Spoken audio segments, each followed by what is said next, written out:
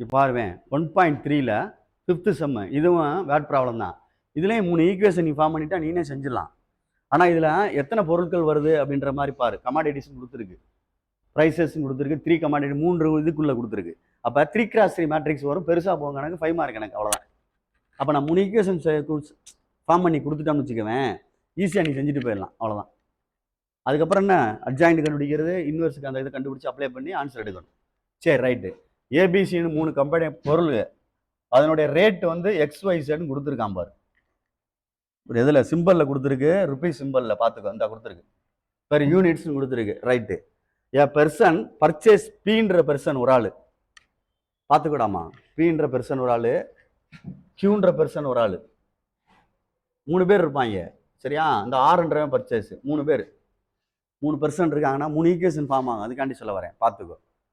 3 பொருட்கள் ஏபிசின்றது அதோடைய விலையை தான் XYZன்றது. அப்படி யோசிச்சுக்கோ. ஒரு பொருள்ன்றது வேற, அதோட விலைன்றது வேற. ஏன்றது பொருளுக்கு விலை எக்ஸ், பின்ற பொருளுக்கு விலை ஒய், இசட், சிக்கு உள்ளது இசட். அப்போ நீ ஒன்றுமே கிடையாது. ஃபஸ்ட்டு இதை இந்த எழுதலாம். அதான் இது ஒன்றும் சென்டென்ஸ்லாம் தேவையில்லை. லெட் 3 த ப்ரைசஸ் ஆஃப், அதுலேருந்து எடுத்து எழுதுறேன். 3 கமாடிட்டிஸ் 2 தீ போட்டானா, commodities A, B and C are rupee simple போட்டு X, Y, Z units per units. Sentence எழுதுறக்காண்டி எழுதுறேன். பெர் யூனிட்ஸ் ரெஸ்பெக்டிவ்லி, முறையாகன்னு அர்த்தம். ரேட்டு, இந்த ஏவோட பொருள் ரேட்டு அது இருக்கட்டும். இது பொருள், அதோட ரேட்டு. அப்போ இதில் ஒரு விஷயம் என்ன இருக்குன்னா, பர்ச்சேஸ் அப்படின்னா என்னன்னு தெரியுண்டாமா. அதே மாதிரி சேல்ஸ்னா என்னன்னு தெரியணும். பர்ச்சேஸ்னா வாங்குறது. இப்போ இவன்ட்டு நான் வாங்குறேன் அப்படின்னா என் காசு செலவழி. கடைக்காரன் நீ விற்கிற பொருள் உனக்கு வருமானம், எனக்கு என்னது அது செலவு. நான் தானே வாங்குறேன். பி பர்ச்சேஸ்ன்னு சொல்லியிருக்கு. பீன்றவன் நான் வச்சுக்குவேன். நான் வாங்குறேன், இந்தாங்க 50 ரூபா கொடுத்துட்றேன். எங்கள் வாயில் 50 ரூபா கொடுத்து இந்த புக்கை வாங்குறேன். அப்போ எனக்கு 50 ரூபா செலவு, அவனுக்கு 50 ரூபா வருமானம். நான் இப்போ என்னைய பற்றி தான் பேச போகிறேன். நான் தான் பீன்றவன். பர்ச்சேஸ் அப்படின்றது மைனஸ். ஏன் வார்த்தையை நிறுத்தினேன் அப்படின்னா, இந்த கணக்குடைய கான்செப்டே அதுதான். நீ எழுதி வச்சுட்டா போதும். பர்ச்சேஸ் அப்படின்றது பர்ச்சேஸுக்கு உள்ளது மைனஸ். செல்லுன்னு சொல்கிறோம்ல, விற்கிறான், அது ப்ளஸ்ஸு. இப்போ நான் ஒரு பொருளை விற்றேன்னா எனக்கு வந்து வருமானம் கிடைக்கும். புரியுதா சொல்கிறது? பர்ச்சேஸ்ன்றது வாங்குறதுடா. நான் வாங்கினேன்னா எனக்கு காசாக கிடைக்கும். நான் வாங்கினேன் என் பாக்கெட்லேருந்து செலவு தான் ஆகும், அதுதான் மைனஸு. ஆனால் நான் விற்றேன்னு வச்சுக்குவேன், எனக்கு என்னது அது வருமானம், அதுதான் ப்ளஸ்ஸு. இவ்வளோ தான் மேட்ரு. இந்த பாரு, ஆமாம் இங்கே பாடுறா. பர்ச்சேஸ் ஆஃப் 4 யூனிட்ஸ் ஆஃப் பின்னு கொடுத்துருக்கு, பார்த்துக்கோ. நான் பொறுமையாக நிதானமாக இது பண்ணு. பர்ச்சேஸ்ன்னு சொல்லி 4 யூனிட்ஸ் சொல்லி பின்னு கொடுத்துருக்கு. பின்னா ஒய். புரியுதா சொல்கிறது? ஒய்யை வந்து இங்கே பர்ச்சேஸ்ன்னு சொன்னால் என்ன சொல்கிறான், மைனஸ். அப்போ -4y அப்படின்னு அர்த்தம். புரியுதான் பாரு. அடுத்து 4 யூனிட் எழுதிட்டேன். அடுத்து செல்ஸ்ன்னு சொல்லி 2 யூனிட்ஸ் ஆஃப் ஏன்னு கொடுத்துருக்கு. செல்லுனா ப்ளஸ்ஸு, ஏன்றதுக்கு என்னது எக்ஸு. அப்போ 2x முன்னாடி எழுதிக்கலாமா அப்படின்னு பாரு. நான் எதுக்காண்டி மைனஸ் போட்டிருக்கேன் ப்ளஸ் போட்டிருக்கேன் கான்செப்ட் தெரிஞ்சால் நீ கணக்கு முடிஞ்சிருச்சு. ஆர்த்தி பார்த்துக்குங்க. விற்பனைன்னு ஒன்று, வாங்குறது ஒன்று. பர்ச்சேஸ் அப்படின்றது வாங்குறது. வாங்கினோம்னா நம்ம செலவழிக்கிறோம்னு அர்த்தம். அப்போ அது மைனஸ். செல்லுனா விற்கிறோம். நம்ம வந்து கடைக்காரன்னு வச்சுக்கோங்க, நான் விற்றேன்னா எனக்கு வருமானம் கிடைக்கும். அப்போ அது ப்ளஸ்ன்னு சொல்லலாம். இதை மட்டும் நான் வச்சுக்கோ.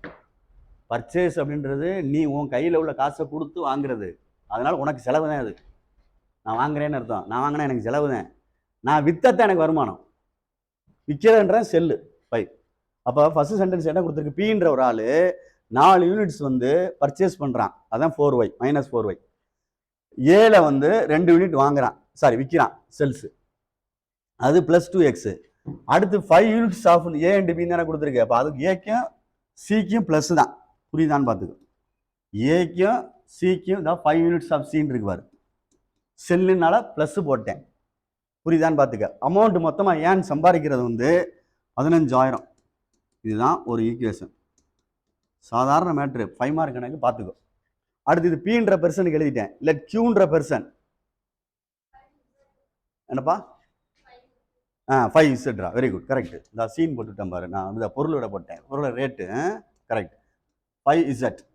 நெக்ஸ்ட்டு தப்பு நான் சொல்லிடுறா, அதெல்லாம் தப்பு இல்லை. பெர்சன் கியூன்றவன் சரி பண்ணுறான்.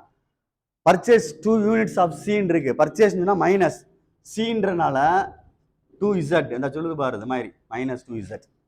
அடுத்து செல்லுன்னு கொடுத்துருக்கு positive 3a positive and 1 unit of B, அப்போ by புரியுதான்னு பார்த்துக்கோ.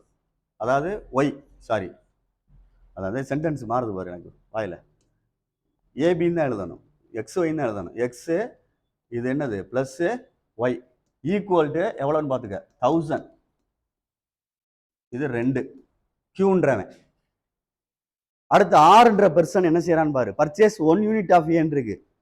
கொஸ்டின் நம்ம அஜித் நல்லா ரீட் பண்ணிக்கிறேன். பர்ச்சேஸ் 1 யூனிட் ஆஃப் ஏன்னா 1 யூனிட் ஏ வாங்குறான் அப்படின்னா மைனஸ்னு அர்த்தம் பர்ச்சேஸ்க்கு.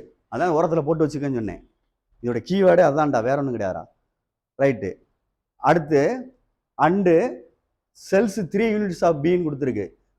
3 யூனிட் செல் பண்ணுறாங்க ப்ளஸ் 3y, அவ்வளோதான் இந்த சென்டென்ஸுக்கு. அண்டு 1 யூனிட் ஆஃப் சி, அதுவும் செல் தான். அப்போ ப்ளஸ் 1c, 1cனா இசட், 1cனா என்ன வந்துடும் Z equal to total number of earning வந்து 4000. இது நீ செஞ்சுடினா இதுக்கு மேலே நாங்கள் தேவையில்லை வாத்தியார். இது உனக்கு தெரியும், ஏன்னா ஃபர்ஸ்ட் ரோமீட்டர் உள்ள கணக்கு மாதிரி தான் இது. 3 ஈக்குவேஷன் கொடுத்து solve by using matrix inversion மெத்தட்னு சொல்லுவா அஜித்து. 3 ஈக்குவேஷன் கொடுத்து matrix solve by using matrix inversion மெத்தட்னா நேர்மாறு அணிக்கான முறையை விட்டு தீர்க்கன்னு. இந்த 3 ஈக்குவேஷன் ஃபார்ம் பண்ணிட்டேன். இதுக்கப்புறம் செய்கிறது உன்னுடைய திறமை. உன்னோட திறமை அப்படின்னா இந்த இருக்கு, அவ்வளோதான். ஃபர்ஸ்ட் எடுத்தோடனே த மேட்ரிக்ஸ் ஈக்குவேஷன் இஸ் ஆரம்பிக்கணும். அடி சமன்பாடு தொகுப்பு ஏஎக்ஸ் ஈக்குவல் டு பி, ஏன்னா என்ன, அடுத்து எக்ஸ்னா என்ன, அடுத்து பினா என்ன, இதெல்லாம் ப்ரெசன்டேஷன். பின்றது ஈக்குவல் டு அங்கிட்டு உள்ளது 15,000, 1000, 4000. எக்ஸ்ன்றது கோஎஃபிஷியன்ட் ஆஃப் எக்ஸ் வேரியபிள் 2, -4, 5, 3, 1, -2, -1, 3, 1. இது எக்ஸ் ஒய் இசட், அவ்வளோதான். இப்போ X is equal to A inverse பின்றதான் கான்செப்ட். இதுக்கப்புறம் ஃபர்ஸ்ட் ஏ இன்வர்ஸ் ஃபைன் பண்ணணும். A inverse equal to 1 by determinant of A into HA, அவ்வளோதான்டா. அப்போ 1 by first determinant of A கண்டுபிடிப்போம். Determinant of A கண்டுபிடிக்கிறேன், இதை நிறுத்திக்கிறோம். டிட்டர்மெண்ட் ஆஃப் ஏ ஃபர்ஸ்ட் ஒன்று determinant of A first row open பண்ணு 2 into அதுக்கு நேரம் விட்டுட்டோம்னா 1 + 6 பார்த்துக்கிடாமா, -+4, 1 -2 +5, அடுத்து 3 3s are 9 +1, வெரி குட். அடுத்து 2 × 7 +4 × 1 +5 × 10, சரியாடாமா? பார்த்துக்கோ. 7 2s are 14, 1 4s are 4, 5 4s are 50. அப்போ இது என்ன ஆச்சு பாரு, 50, 60, 68. சரியான்னு பார்த்துக்கோ. Not equal to 0, therefore A inverse is exist, அவ்வளோதான். Next adjoint A, adjoint A A I J transpose. அப்போ கோஃபேக்டர் கண்டுபிடிச்சு நம்ம டிரான்ஸ்போஸ் பண்ணணும். கோஃபேக்டர் கண்டுபிடிச்சு நம்ம டிரான்ஸ்போஸ் பண்ணணும். இது எப்படி வேணாலும் செஞ்சுக்கன்னு ஏற்கனவே சொல்லியாச்சு. டீச்சர்ஸை பொறுத்து மாறும். ரஃப் ஒர்க் பண்ணுறேன், சரியா? இந்த இருக்கு ஃபஸ்ட்டு 1 -2 3 1, அடுத்து மேலமா -4 5 1 -2, நெக்ஸ்ட் இங்கிட்டாமா 3 1 -1 3 2 -4 3 1. சரியான்னு பார்த்து எழுதியிருக்கிறது வேகமாக எழுதி மாற்றி எழுத போகிறேன். 1 1s are 1, இப்படி மல்டியில் பண்ணா +6, அடுத்து 2 2 1 2 is 2 -3 3 3s are 9 +1 5 3s are 15, சரியா? அடுத்து +4 1 2 is 2 +5 1 4 is 4 3 2s are 6 4 2s are 8 -5 5 3s are 15 +4 1 2 is 2 +12.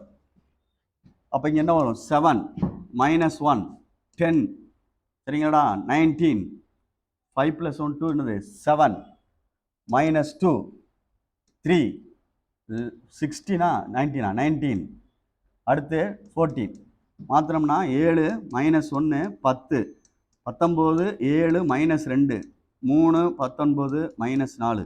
இதுதான் அட்ஜாயிண்ட் ஏ. இப்போ நம்ம இதுக்கு கொண்டு போகிறோம், ஏ இன்வெர்ஸ் கொண்டு போய் கணக்கு செய்கிறோம். பார்த்துக்கோ, தேவைப்பட்டதை வச்சுக்கோ. therefore A inverse equal to கண்டுபிடிச்சிடறேன் 1 by determinant of A into HA. இது கான்செப்டை முடிச்சுக்கிறேன் முதல்ல.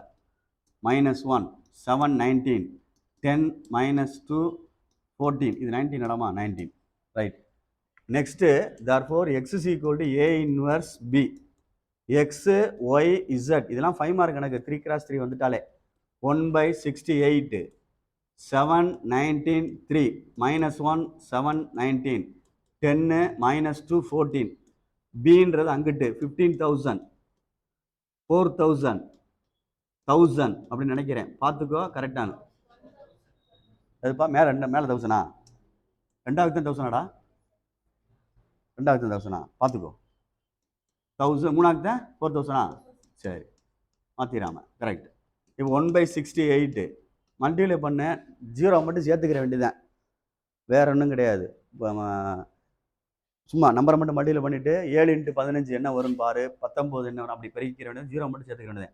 7 5 35, 5 மிச்சம் 3, ஓரையில் 7 3 10, சரியா?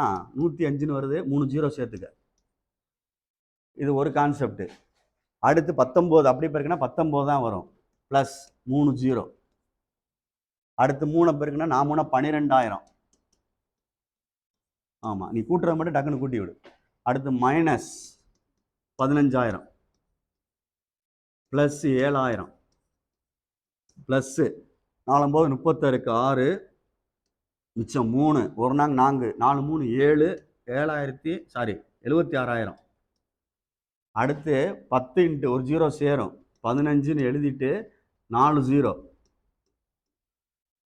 ரைட்டு. மைனஸ்ன்னு போட்டு 2000. அடுத்து ப்ளஸ்ன்னு போட்டு 4 × 4 16 6 மிச்சம் 1 5 56 3 0. இப்போ மட்டும் பொறுமையா 1/68 ராமா. ஃபர்ஸ்ட் ஒன்று எல்லாத்தையும் அடிஷன் பண்ணால் என்ன வருதுன்னு பாரு. அதுக்கு மட்டும்தான் ப்ளஸ் வருது. அப்படியே வரிசை ஆட் பண்ணு. 3 0க்கு 3 0 போட்டுடலாம், கரெக்டாக வருது. 3 0க்கு 3 0 போட்டுடலாம். இங்கே 2 9 14 16 இடமா சொல்கிறாமா? 1 3 1 3 அவ்வளோதானா? சரி, ரைட்டு, கரெக்டு தான். 2 தடவை பெருக்குன்னு அது வந்துடும். அடுத்து 76 7 ஆட் பண்ணிக்க, அதோட 15,000 சப்ராக்ட் பண்ணு. 60,000 ஆடாமா? 3 0 தானா? ரைட்டு. அடுத்து இதில் பாரு, 56ஐயும் 15 ஆட் பண்ணிட்டு 2,000 கழிச்சு விட்ரு. இது 1,50,000 வருது, பெருசாக வருது. 1,50,000 அப்படின்ட்டு வருது. அதில் பாரு கரெக்டானு பார்த்துக்கோ. கீழே என்ன வருது? கீழே 204 3 0வா? பாடுறமா கரெக்டான 2,04,000 வருது. இப்போ இதை அடிச்சிட்டோம்னா, இது அடித்தோம்னா 2 டைம்ஸ் வரும், அப்போ 2,000. இது அடித்தோம்னா 1 டைம் வரும். அதே மாதிரி இது அடித்தோம்னா 3 டைம்ஸ் வரும். அவ்வளோதான். இது எக்ஸு ஒய் இசட். புரியுதான்னு பாரு. ருபீஸ் சிம்பிள் வேணா, எக்ஸுன்றது அந்த ருபீஸ் கமாடிட்டிஸ் பொருளுடைய விலைகள். அப்போ எக்ஸுன்றது 2,000 ரூபா, ஒய்ன்றது 1000 ரூபா, இசட்ன்றது 3000 ரூபா. ஆன்சர் கேட்டான்னு பார்த்துக்கோ. ஏன்னா நீ அந்த 3 ஈக்குவேஷன் ஃப்ரேம் பண்ணிட்டீங்கன்னா செஞ்சிடலாம். அதை மட்டும் பார்த்துக்கோ. அந்த 3 ஈக்குவேஷனோட திறமை, அதில் வந்து உன்னுடைய திறமை என்னென்னா பார்த்துக்கோ. அதை பர்ச்சேஸ் அப்படின்றது மைனஸ். பர்ச்சேஸ்னால் நீ உனைய நினச்சிக்க, நீ வாங்குற ஒரு பொருள் அப்படின்னா உன்னுடைய காசு செலவாகும். காசு பாக்கெட்லேருந்து எடுத்து கொடுத்துருவோம் அப்படின்னா மைனஸ்னு அர்த்தம். பாக்கெட்டுக்குள்ளே காசை வச்சா தான் ப்ளஸ்ஸு, நம்மளுக்கு வருமானம். அப்படின்னா நான் பொருளை விற்கணும், செல் பண்ணணும். அப்போ செல்லிங் தான் ப்ளஸ். இந்த கணக்குடைய கான்செப்ட்டு அதுதான். இந்த 3 ஈக்குவேஷன் நீ எழுதி வச்சுக்கிட்டீங்கன்னா நீனே செஞ்சிருவேன். எப்போ டெஸ்ட் வச்சாலும் சரி, எது வச்சாலும் சரி, பரீட்சைக்கு பார்க்க வேண்டிய அவசியமே இல்லை. அப்படி தான் நாங்கள் செய்வோம். ஏன்னா இந்த ஃபஸ்ட் சாப்டருக்குள்ள அப்படி தான்டா. என்ன இதே மாதிரி கணக்கு இருக்குது, வேட் ப்ராப்ளம் டிட்டர்மினன்ட் மெத்தட்ல இருக்குது. ஆனால் அந்த கொஸ்டினில் கொடுத்துருப்பான் பாரு கீழே தான் ப்ராக்கெட்டில், யூஸிங் மேட்ரிக்ஸ் இன்வர்ஷன் மெத்தட்னால இந்த மெத்தடை ஃபாலோ பண்ணியிருக்கேன், அவ்வளோதான். அதில் கொஸ்டினில் கொடுத்துருவாங்க. அப்போ அந்த ஈக்குவேஷன் ஃபார்ம் பண்ணுற மட்டும் செஞ்சுட்டீங்கன்னா அந்த கொஸ்டின் அந்த ஈஸி உனக்கு அந்த எக்ஸசைஸ் புரியுதான்னு பார்த்துக்கோ. இதோட முடிஞ்சா இன்னொரு கணக்கு இருக்கா? முடிஞ்சா பார்த்துக்க, பொறுமையாக ஹேண்டில் பண்ணிக்க.